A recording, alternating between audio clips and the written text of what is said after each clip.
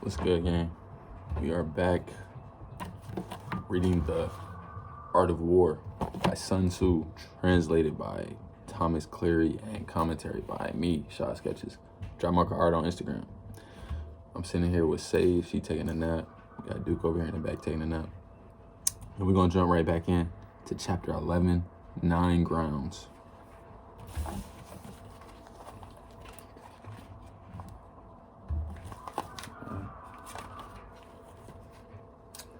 According to the rule for military operations, there are 9 kinds of ground.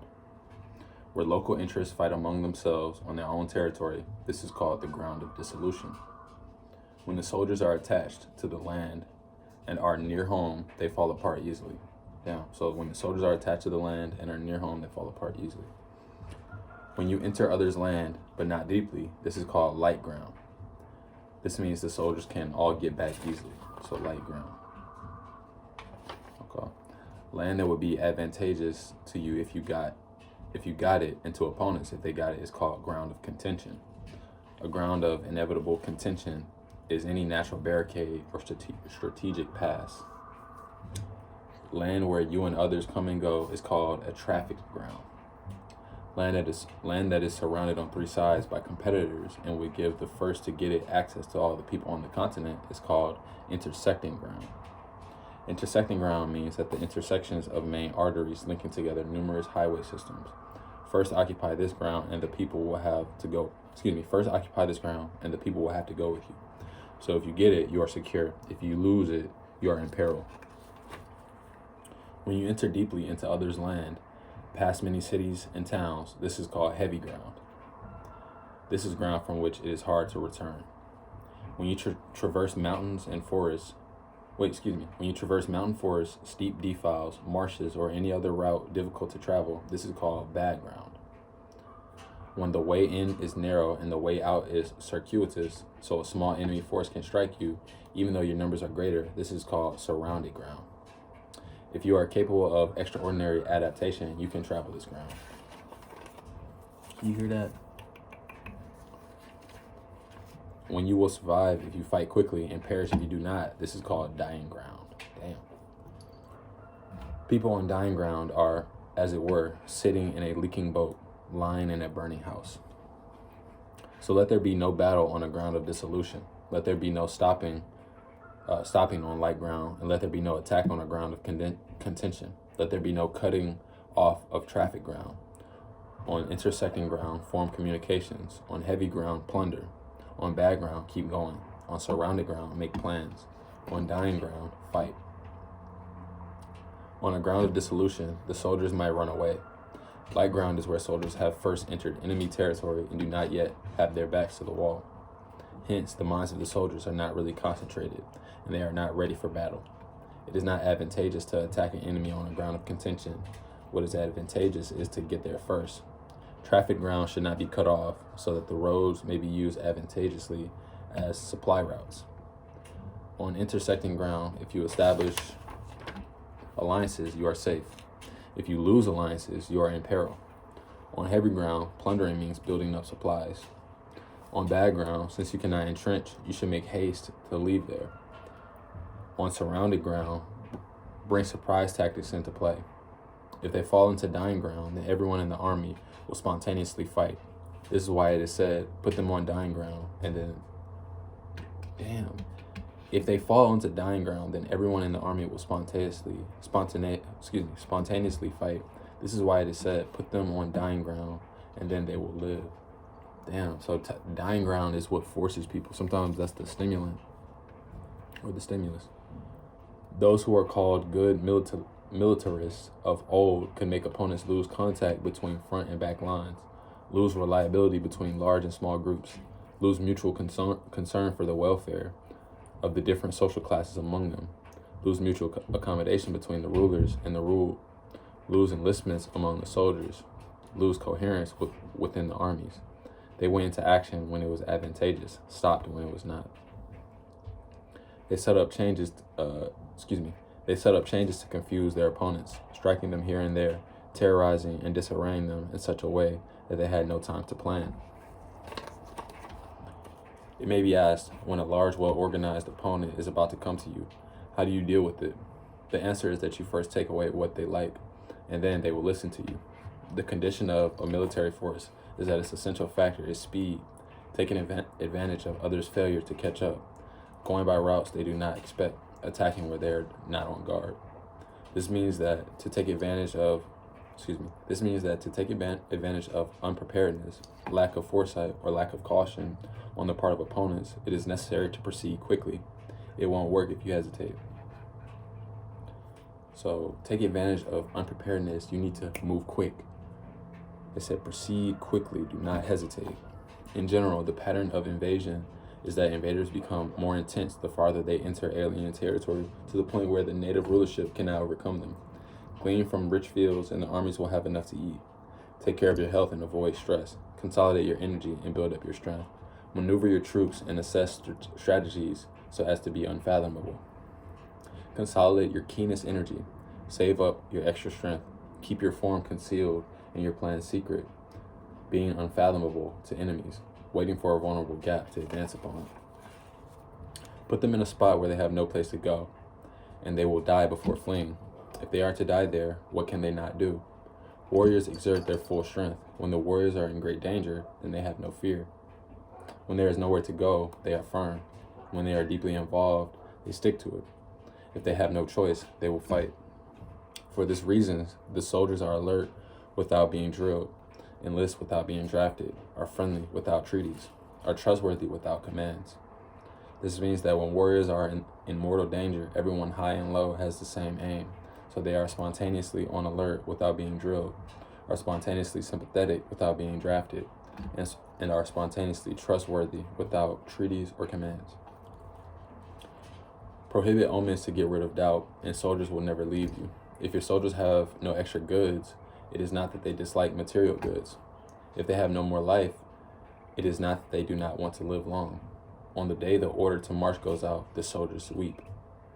So a skillful military operation should be like a swift snake that counters with its tail when someone strikes on his head, counters with his head when someone strikes at his tail, and counters with both head and tail when someone strikes at his middle. This represents the method of a battle line, responding swiftly when struck. A manual of 8 classical battle formation says, make the back the front, make the front the back, with 4 heads and 8 tails. Make the head anywhere, and when the enemy lunges into the middle, head and tail both come to the rescue. Always prepared. The question may be asked, can a military force be made to be like this swift snake? The answer is that it can. Even people who dislike each other, if in the same boat, will help each other out in trouble. That's true. It is the force of the situation that makes this happen. Therefore, tethered horses and buried wheels are not sufficiently reliable. Horses are tethered to make a stationary battle line. Wheels are buried to make the vehicles immovable. Even so, this is not sufficiently secure and reliable. It is necessary to allow adaptation to changes, placing soldiers in deadly situations so that they will fight spontaneously, helping each other out like two hands. This is the way to security and certain victory. To even out bravery and make it uniform is the TAOW of organization, or the TAOW. To be successful with both the hard and soft is based on the pattern of the ground. If you get the advantage of the ground, you can overcome opponents even with soft, weak troops. How much more with hard, strong troops? Damn. So if you get the advantage of the ground, you can overcome opponents even with weak and soft troops. How much more with hard and strong troops? What makes it possible for both strong and weak to be useful is the configuration of the ground. Wow, so it's just the pattern of the power of the field measures and gauges the power in the battle. So they're saying even weak men, given the advantages of a nice ground, proper preparation, can win. Therefore, those skilled in military operations achieve cooperation in a group, so that directing the group is like directing a single individual with no other choice. The business of the general is quiet and secret, fair and orderly. I like that. The business of the general. The general. Commentary. His plans are calm and deeply hidden, so no one can figure them out. His regime is fair and orderly, so no one dares take him lightly. Damn.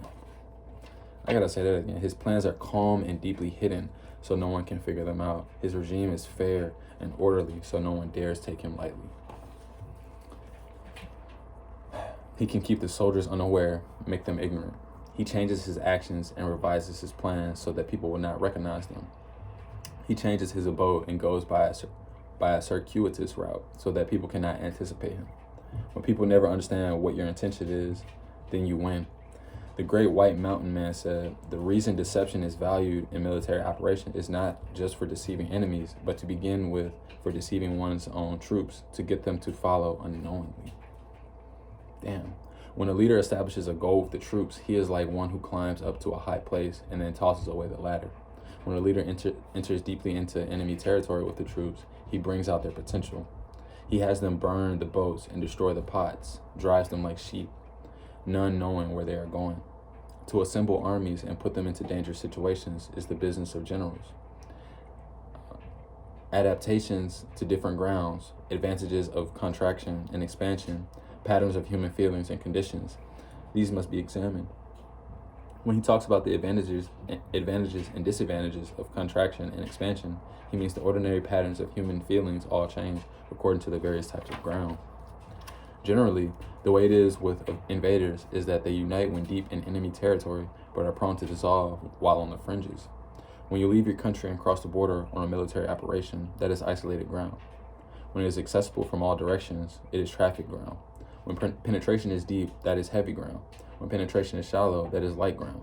When your back is to an impassable fastness, and before you are narrow straits, that is surrounded ground. When there is nowhere to go, that is deadly ground. So on a ground of dissolution, I would unify the minds of the troops. On a light ground, I would have them keep in touch. On a ground of contention, I would have them follow up quickly. On an intersecting ground, I would be careful about defense. On a traffic ground, I would make alliances firm. On heavy ground, I would ensure continuous supplies. On bad ground, I would urge them onward. On surrounded ground, I would close up the gaps. On deadly ground, I would indicate to them there is no surviving. So the psychology of soldiers is to resist when surrounded, fight when it cannot be avoided, and to obey in extremes. Not until soldiers are surrounded do they each have the determination to resist the enemy and sustain victory. When they are desperate, they put up a united defense. Not until soldiers are surrounded do they each have the determination to resist the enemy and sustain victory. When they are desperate, they put up a united defense. Desperation, trauma bond.